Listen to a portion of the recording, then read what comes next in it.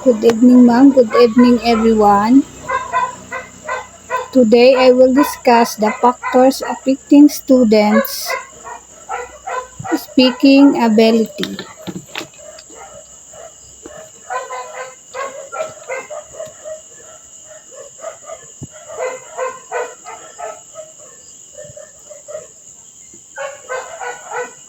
According to Bernardo in 2019, many students feel anxiety when speaking English. They are afraid of making mistakes in pronunciation and grammar. Because of this, their confidence becomes low and they become shy to speak in class.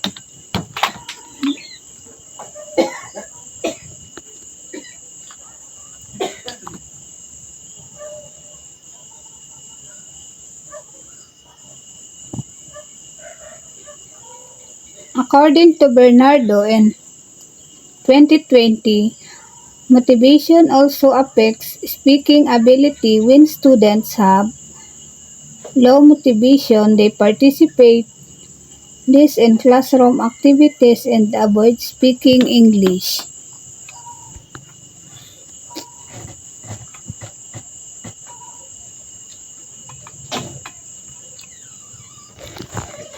RRL3 DepEd report. According to the Department of Education reports, students have limited speaking practice in school. The focus is more on writing activities, so students have fewer chance to practice speaking English.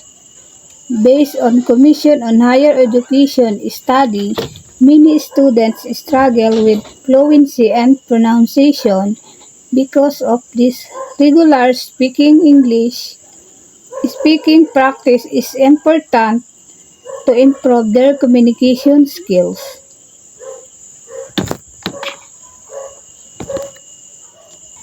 According to University of the Philippines in 2021, many students use tagless when speaking. It helps them communicate easily, but it can also affect their English fluency.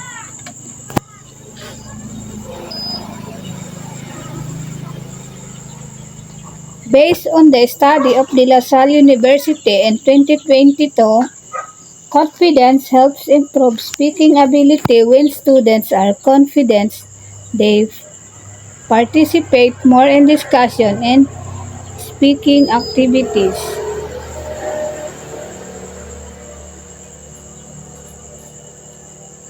RRS3 UST 2020.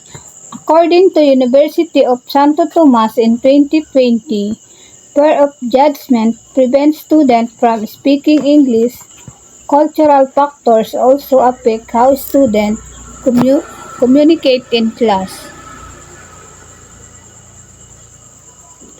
RRS4 MSU 2023.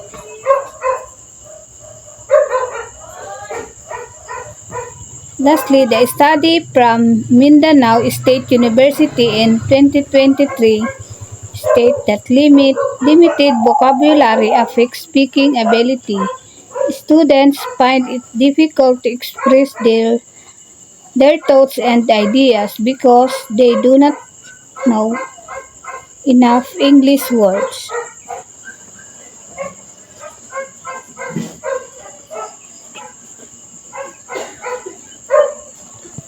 RRS5 PUV 2021.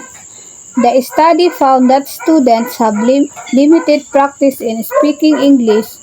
Because of this, many students feel shy and lack confidence when communicating. The researchers start that students need more speaking activities such as reporting, group discussion, and classroom interaction to improve their fluency in speaking ability.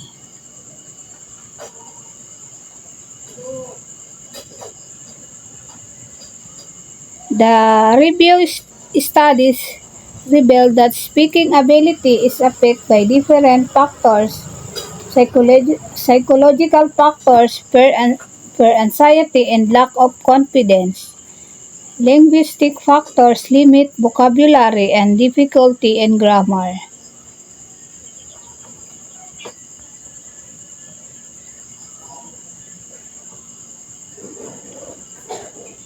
Environmental factors, lack of speaking practice, and limited exposure to English communication.